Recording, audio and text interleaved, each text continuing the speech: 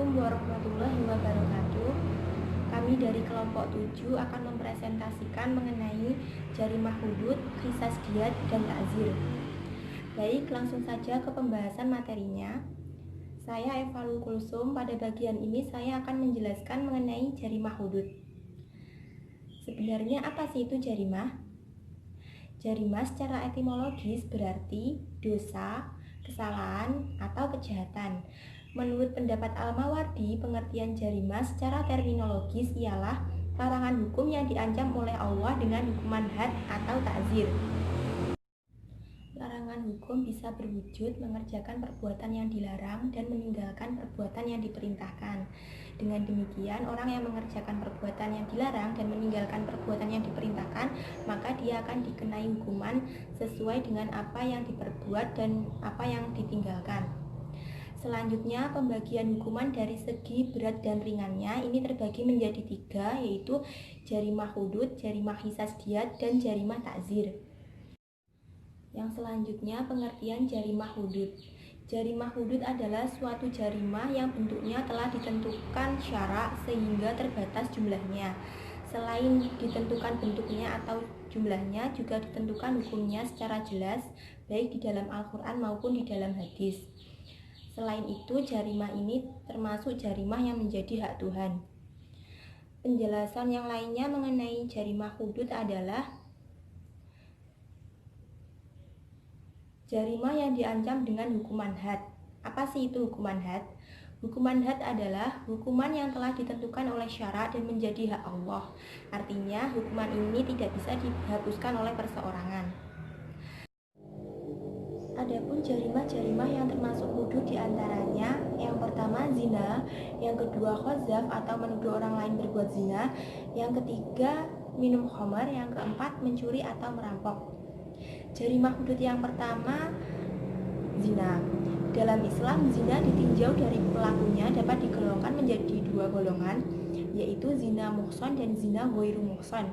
Zina muhsan adalah zina yang dilakukan oleh orang yang sudah pernah menikah. Lalu hukuman atau had bagi orang yang melakukan zina jenis ini yaitu dirajam atau dilempari dengan batu sampai ia mati. Dasar hukumnya terdapat dalam hadis Nabi yang artinya, ambillah hukum dariku, Allah telah membuat jalan untuk mereka para berzina. Jejaka berzina dengan gadis hukumannya 100 cambukan dan diasingkan setahun.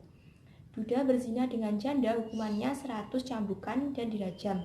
Hadis riwayat Muslim. Selanjutnya, zina ghairu muhsan. Zina ghairu muhsan adalah zina yang dilakukan oleh laki-laki dan perempuan yang belum pernah menikah.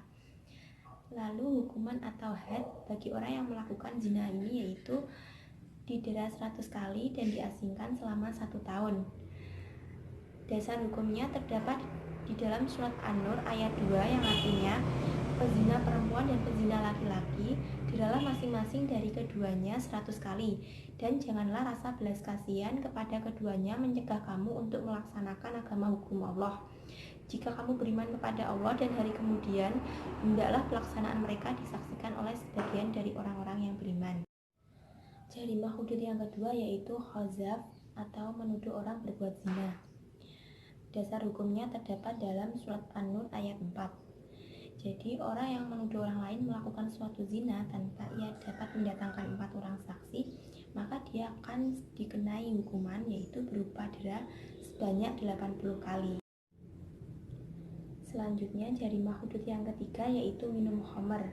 Dasar hukumnya di dalam hadis Nabi yang artinya, setiap yang memabukkan adalah khamar dan setiap khamar adalah haram. Selanjutnya, jarimah hudud yang keempat yaitu mencuri atau merampok. Dasar hukumnya terdapat di dalam surat Al-Maidah ayat 38. Ayat ini menjelaskan bahwa orang yang mencuri baik itu laki-laki maupun perempuan, maka potonglah tangan dari keduanya sebagai balasan atas apa yang telah mereka.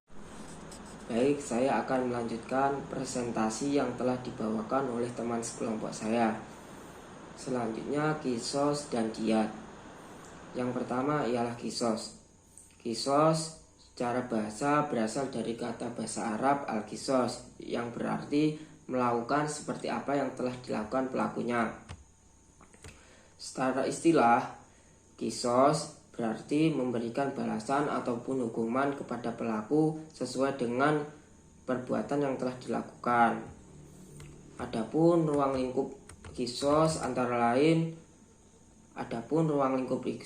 dibatasi oleh para fuqaha hanya pada tindak pidana ataupun kejahatan yang berhubungan dengan jiwa ataupun pembunuhan dan badan ataupun penganiayaan, atau biasa diistilahkan dengan an-nafsu wal jarohah yang berarti nyawa dan luka, seperti halnya kaki dibalas dengan kaki, mata dibalas dengan mata ataupun sebagainya.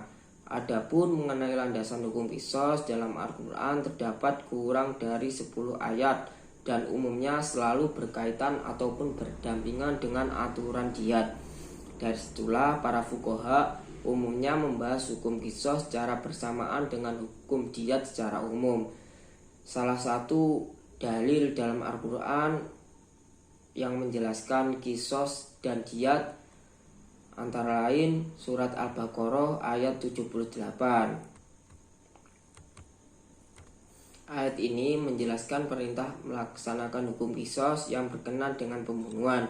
Dari memahami perintah tersebut, para ulama mengartikannya sebagai sebuah kewajiban yang harus dilaksanakan. Pakar fikih menetapkan beberapa syarat pelaku pembunuhan yang pantas dijatuhi hukuman.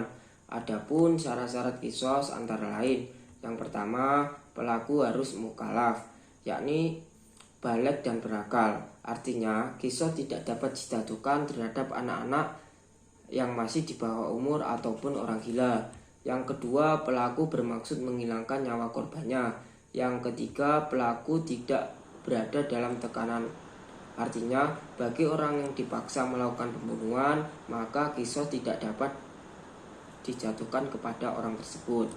Selain syarat-syarat terkait dengan pelaku kejahatan, terdapat pula beberapa syarat yang terkait dengan korban untuk dapat dilaksanakan hukum kisos.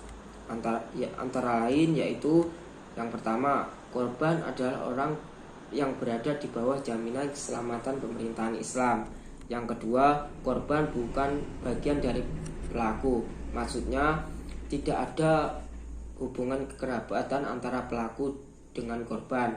Misalnya, ayah dengan anak, ibu dengan bapak, dan lain sebagainya. Yang ketiga ialah korban dan pelaku sepadan. Dari kesepadanan adalah keimanan dan kemerdekaan. Maksudnya, ketika pembunuhan terjadi antara orang muslim dengan orang kafir, maka tidak dijatuhi dengan hukuman kisos. Yang kedua ialah diyat. Diyat secara etimologi berasal dari kata wa'da ya'di wadyan wadiyatan, yang berarti membayar harta tebusan yang diberikan kepada korban atau walinya dengan sebab tindak pidana penganiayaan ataupun jinayat. Secara terminologi adalah harta yang wajib dibayar dan diberikan oleh pelaku kepada korban atau walinya sebagai ganti rugi yang disebabkan jinayat yang dilakukan oleh si pelaku kepada korban. Adapun diyat dibagi menjadi dua. Yang pertama ialah diyat kabir, yang kedua ialah diyat shoghir. Yang pertama, diyat kabir ataupun denda besar. Perincian diyat kabir yaitu 100 ekor unta dengan perincian 30 ekor unta betina umur 3 tahun masuk 4 tahun, 30 ekor betina umur 4 tahun masuk 5 tahun, dan 40 ekor unta betina yang sudah hamil. Hal ini diwajibkan denda berat dikarenakan dua hal. Yang pertama, sebagai ganti hukum kisos yang dimaafkan para pembunuh yang betul-betul disengaja. Denda ini wajib dibayar oleh pembunuh sendiri. Yang kedua, melakukan pembunuhan semi sengaja. Denda ini wajib dibayar oleh keluarganya, diangsur dalam waktu selama 3 tahun, tiap-tiap akhir tahun wajib dibayar sepertiga. Perbedaan antara poin yang pertama dengan poin yang kedua ialah poin pertama itu dendanya dibayar sendiri. Dan yang poin kedua, yang pembunuhan semi sengaja, dendanya dibayar sendiri ataupun bisa dibantu dengan keluarganya. Yang kedua ialah diat zohir ataupun diat denda ringan. Perinciannya ialah 100 ekor unta. Perincian dibagi 20 ekor unta betina umur 1 tahun masuk 2 tahun, 20 ekor unta betina umur 2 tahun masuk 3 tahun, 20 ekor unta jantan umur 2 tahun masuk 3 tahun, 20 ekor betina umur 3 tahun masuk 4 tahun, dan 20 ekor unta jantan umur 4 tahun masuk 5 tahun. Denda ini wajib dibayar keluarganya yang membunuh dalam masa 3 tahun, dan tiap-tiap tahunnya dibayar sepertiganya. Jarimah takzir. Jarimah takzir ialah hukuman yang dijatuhkan kepada pelaku yang telah melakukan pelanggaran terhadap hak Allah maupun terhadap hak manusia. Nah, untuk jenis, aturan, teknis, dan pelaksanaan jarimah takzir ini atas dasar kebijaksanaan hakim dan penguasa setempat karena tidak terdapat dalam Al-Quran dan hadis. Takzir ini beragam jenisnya, berkembang sesuai dengan perkembangan zaman dan tidak terbatas. Takzir ini merupakan hukuman yang paling ringan di antara hukuman-hukuman lainnya. Adapun tujuan diberlakukannya takzir ini diantaranya untuk memberi efek jera kepada pelaku agar tidak melakukan kesalahannya lagi, untuk mencegah orang lain agar tidak melakukan jarimah ini, untuk memberi pelajaran dan pendidikan agar dapat memperbaiki pola hidup pelaku.